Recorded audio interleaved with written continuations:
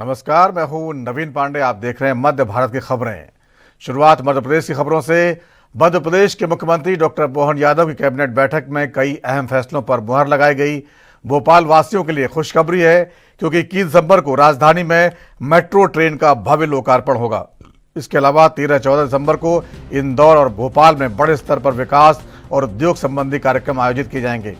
राज्य सरकार ने मेगा इन्वेस्टमेंट प्लान को तेजी से आगे बढ़ाते हुए लगभग 2 लाख करोड़ रुपए के निवेश से प्रदेश को नई रफ्तार देने की दिशा में कदम बढ़ा दिए हैं।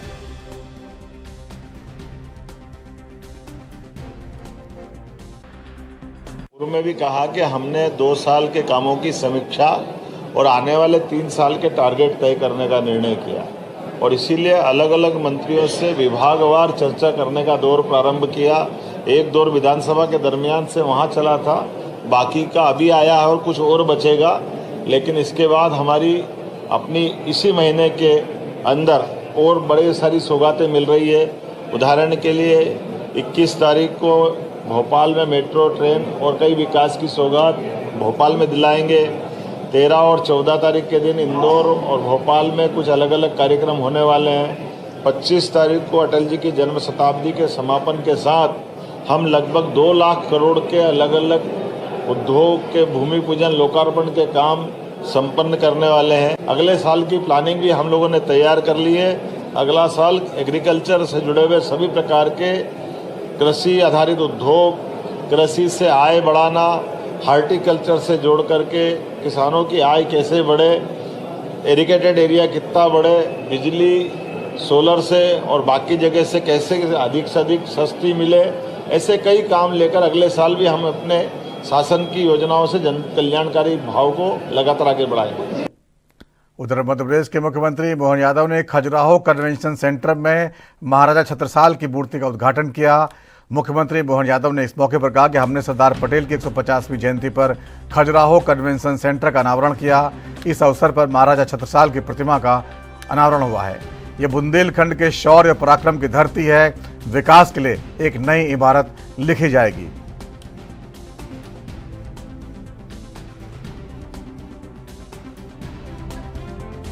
वल्लभ भाई पटेल की 150वीं जयंती पर आज खजुराहो में कन्वेंशन सेंटर के बाहर हमने प्रतिमा का अनावरण भी किया है। इस अवसर पर महाराजा छत्रसाल की प्रतिमा का अनावरण भी हुआ है। ये बुंदेलखंड की अद्भुत शौर्य पराक्रम की धरती है। यहाँ माननीय सांसद विष्णुदत्त शर्मा जी के साथ उनकी कॉन्स्टिट्यूंसी में हमारे दोनों उप मुख्यमंत्री श्रीमान जगदीश देवड़ा जी, श्रीमान राजेंद्र शुक्ला जी, हमारे वरिष्ठ मंत्री माननीय कैलाश विजयवर्गीय जी, प्रहलाद पटेल जी, इस अवसर पर सारे मंत्रियों के साथ हमने कैबिनेट में भी भाग ले रहे हैं और विकास के लिए नई एक इबारत लिखी जाएगी। बुंदेलखंड सदैव अपनी एक अलग प्रकार की पहचान वाला क्षेत्र है। मेरी अपनी उधर मुख्यमंत्री ने बुंदेलखंड में विकास को लेकर बड़ी घोषणाएं भी की हैं। उन्होंने कहा बुंदेलखंड की कैबिनेट के साथ समीक्षा बैठक के आयोजन में सभी को बधाई। यहां 4 मेडिकल कॉलेज बनेंगे जिससे करीब 30,000 लोगों को रोजगार मिलेगा। हम बुंदेलखंड को हर क्षेत्र में आगे बढ़ाने के लिए कई सौगात देने जा रहे हैं। इस घोषणा से क्षेत्र के विकास की नई दिशा तय होगी। आज के इस शानदार बुंदेलखंड की कैबिनेट के साथ समीक्षा बैठक के आयोजन में चालू करो खास करके यहाँ पर भविष्य में 4 मेडिकल कॉलेज बनने वाले हैं। एक बड़ा इंडस्ट्रियल पार्क बनने वाला है जो सागर के अंदर है, जिसके आधार पर हम यहाँ लगभग 30,000 लोगों को रोजगार देंगे। एक बड़ा फोरलेन मंजूर किया है जिसके आधार पर सागर से चितरपुर होकर ये बड़ा 2 NH को जोड़ने वाला है। इंडस्ट्रियल पार्क की सौगात के साथ टूरिज्म के अंदर भी बड़ी पैसे दे रहे हैं, जिसके आधार पर पन्ना नेशनल पार्क में यात्रियों को सौगात मिलेगी। लगभग 19 यात्री एक साल में कैंटर बस में ये यात्रा कर सकेंगे। यहाँ कन्वेंशन हॉल और 5 स्टार होटल भी देने वाले हैं। अर्थात सभी क्षेत्रों में बुंदेलखंड को आगे बढ़ाने के लिए टूरिज्म का, माइनिंग का, फर्नीचर का, कन्वेंशन सेंटर का, मेडिकल कॉलेज का, एजुकेशन का, सांस्कृतिक विद्यालय से कई सारी सौगातें मैं देने जा रहा हूँ। उम्मीद करेंगे इन सारी सौगातों से बुंदेलखंड बहुत आगे बढ़ेगा। यूथ कांग्रेस ने मध्य प्रदेश की मंत्री प्रतिमा बागड़ी के घर के बाहर मंत्री के भाई और रिश्तेदारों के नारकोटिक्स ट्रेडिंग में कथित तौर पर शामिल होने को लेकर विरोध प्रदर्शन किया है।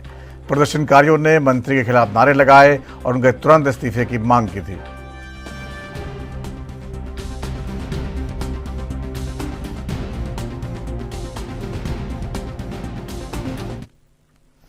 और नीमच में चलाए जा रहे अवैध मादक पदार्थ तस्करी के खिलाफ विशेष अभियान के तहत नीमच पुलिस को बड़ी कामयाबी मिली है। जावत थाना क्षेत्र के नया गांव चौकी की टीम ने एक मारुति वैन से 221 किलो डोडा चूरा जब्त किया है। आरोपी सुखदेव को गिरफ्तार कर उसके खिलाफ एनडीपीएस एक्ट के तहत मामला दर्ज किया गया है। पुलिस टीम ने फिल्मी स्टाइल में पीछा करके वैन को पकड़ा और तस्करी की इस बड़ी साजिश को नाकाम किया है।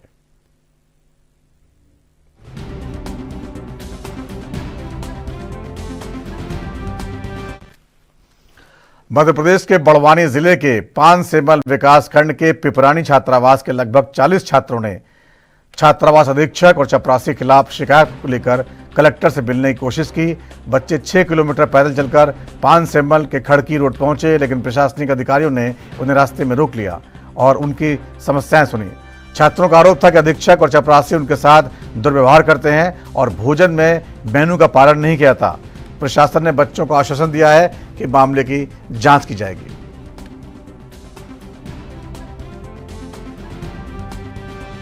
सर, आज पिपरानी छात्रावास के बच्चे पैदल निकले थे, क्या समस्या थी उनकी? पिपरानी हॉस्टल में लगभग 50 बच्चे दर्ज हैं।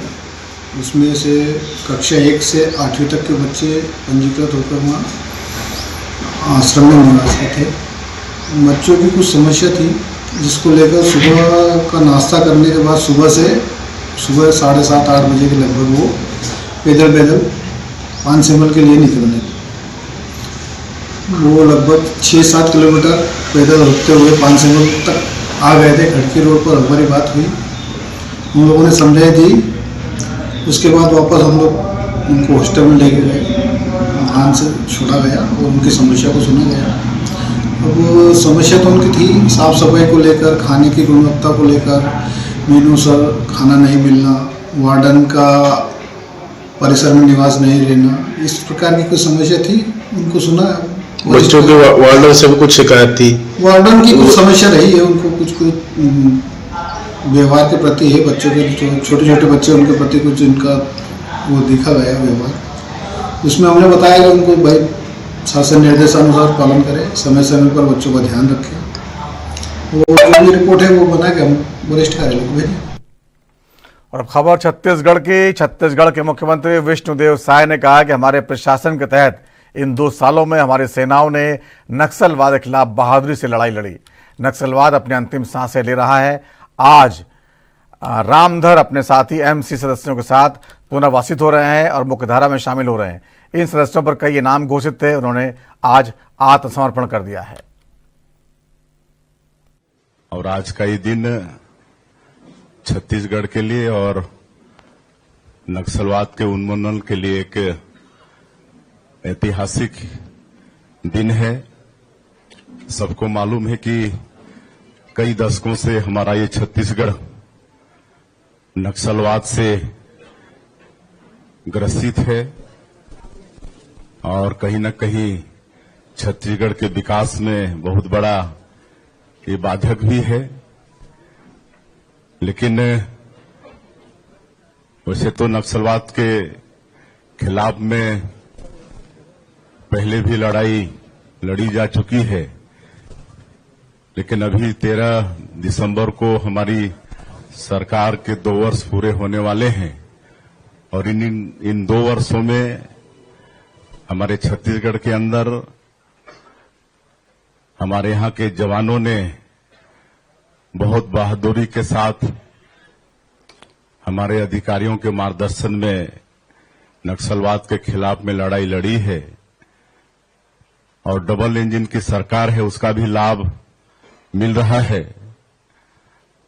और सौभाग्य है कि हमारे माननीय प्रधानमंत्री जी श्री नरेंद्र मोदी जी और हमारे देश के गृह मंत्री आदरणीय अमित शाह जी, उन्होंने तो एक डेडलाइन भी तय कर दिया है। उधर सरगुजा जिले के अमीरा खदान में ग्रामीणों और पुलिस के बीच हुए संघर्ष में कई पुलिसकर्मी घायल हो गए हैं, जिन्हें महिला थाना प्रभारी सुनीता भारद्वाज भी शामिल थीं, जिन्हें पथराव में गंभीर चोटें आई थी। इलाज के बाद आज कलेक्टर सभा कक्ष में उन्हें उत्कृष्ट कार्य के लिए सम्मानित किया गया। कलेक्टर सरगुजा विलास भोसकर ने उन्हें सैल्यूट कर हौसला अफजाई की। इस मौके पर महिला थाना प्रभारी ने अपने कर्तव्य को निभाते हुए संघर्ष की बात की और सम्मान मिलने पर गर्व जाहिर किया। देखिए कि प्रशासन हम जैसे एसपी साहब हम तो यहाँ बैठ के इंस्ट्रक्शन देते हैं, एक्चुअल में जो इम्प्लीमेंट करते हैं और हमारी स्ट्रेंथ है हाथ पैर कान आग जो भी है वो फील्ड लेवल पे काम करने वाले हैं हमारे अधिकारी कर्मचारी करते हैं। तो आपने वीडियो में देखा होगा लॉ एंड ऑर्डर की सिचुएशन में उन्होंने जो धैर्य दिखाया है उन्होंने जो काम किया है सच में वो अप्रिशिएबल है। इसलिए हमने एसपी साहब मैं और हमारे पूरे दिल्ली की टीम है हमने उनको सम्मानित किया ताकि जो अधिकारी अपने कर्तव्य निष्ठा पे काम करते हैं उनका भी दर्जा बनाए रहे और उनको भी लगे कि नहीं हम लोग अच्छा काम करें। तो अगर अच्छा काम करने को बढ़ावा नहीं देंगे कोई आगे नहीं आएगा।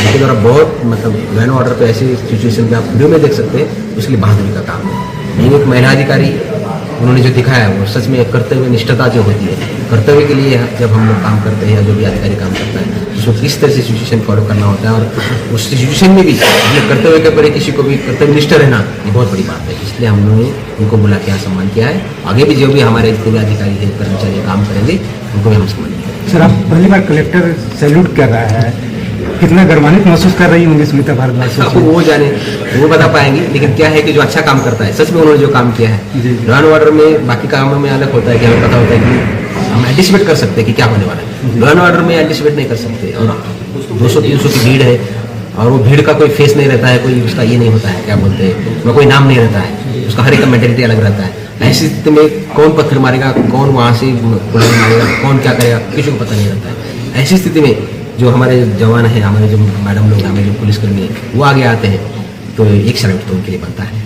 और मेरा मैं खुद को ही क्या मतलब नसीबान समझता हूँ और मतलब ये करता हूँ कम से कम ऐसे जो बहादुर लोग हैं उनको सैल्यूट करने के लिए मेरे को चांस।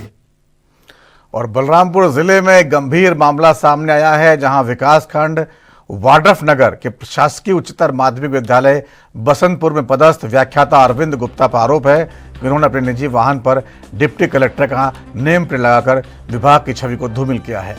मामला तब सामने आया जब किसी ने उनका फोटो लेकर सोशल मीडिया पर वायरल कर दिया। इस पर क्षेत्र के लोग आक्रोशित हैं और शिक्षकों पर कार्रवाई की मांग कर रहे हैं।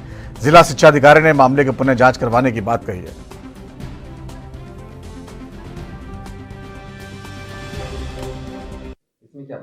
मीडिया के माध्यम से ही मुझे ऐसी सूचना मिली है कि एक शिक्षक डिप्टी कलेक्टर का बोर्ड लगा के पूरे जिले में घूमते हैं और स्कूल भी डिप्टी कलेक्टर का बोर्ड लगा के जाते हैं जो संवैधानिक नहीं है। इस मामले की जांच के लिए भी बीओ वाड्रफ नगर को दिया गया है।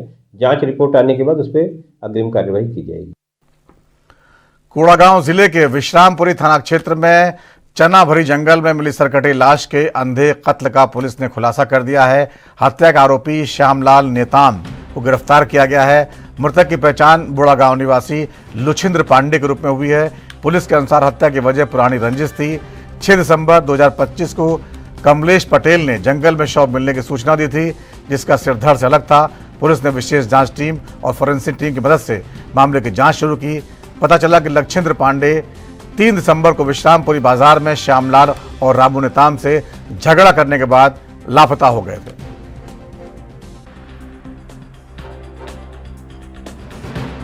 मामला एक गंभीर प्रवृत्ति का है जो कि थाना विश्रामपुरी क्षेत्र में अपने को कुछ दिनों पूर्व एक अज्ञात शव के बारे में जानकारी प्राप्त हुई थी और घटनास्थल निरीक्षण करने पे अपने को यह सूचना मिली कि उस शव के धड़ से अलग थी और जहाँ पे उसका सिर अलग था, जिसके बारे में हमारे द्वारा फोरेंसिक टीम और थाने की टीम बनाते हुए पता करने का प्रयास किया गया, पर कहीं पर भी थाना क्षेत्र में उस सिर के बारे में पता नहीं चला।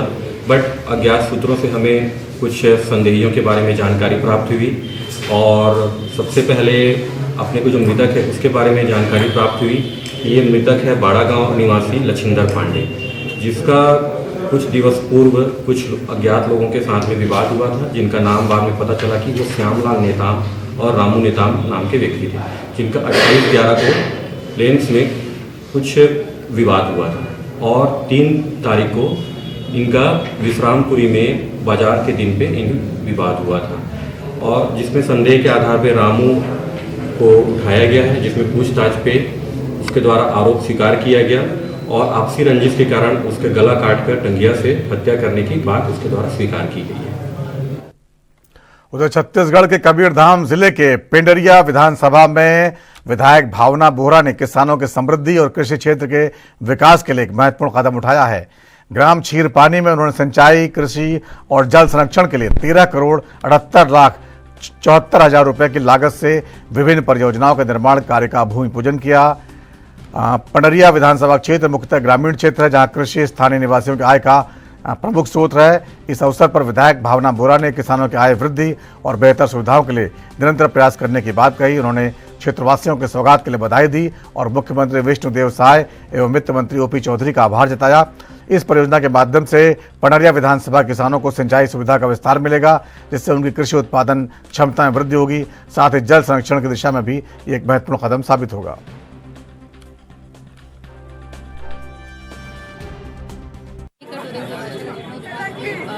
लगभग 13 करोड़ के आसपास, 13 करोड़ के आसपास की उसके लिए 100% मांग थी। और जिस तरीके से जलस्तर लगातार इस क्षेत्र में काफ़ी हद तक जलस्तर और किसानों की 100% मांग थी, तो निश्चित ही आज हम सब खुश हैं। चीज़ें शुरू तो हो जाती है, बाकी जो कार्य काफ़ी दिनों तक चलता रहता है, उसके लिए कोई डेडलाइन तय किया गया है? देखिए, ये छत्तीसगढ़ में हमारे भाजपा की सरकार है, केंद्र में भाजपा की सरकार है और हमारे नेता का यही कहना है कि जिसका भूमि पूजन हम करेंगे उसको उद्घाटन भी हम निश्चित रूप से करेंगे। तो बात का बिल्कुल आश्वासन दिलाते हैं कि आज जो भूमि पूजन हुआ है क्वालिटी अच्छी क्वालिटी के साथ उसका उद्घाटन भी होगा।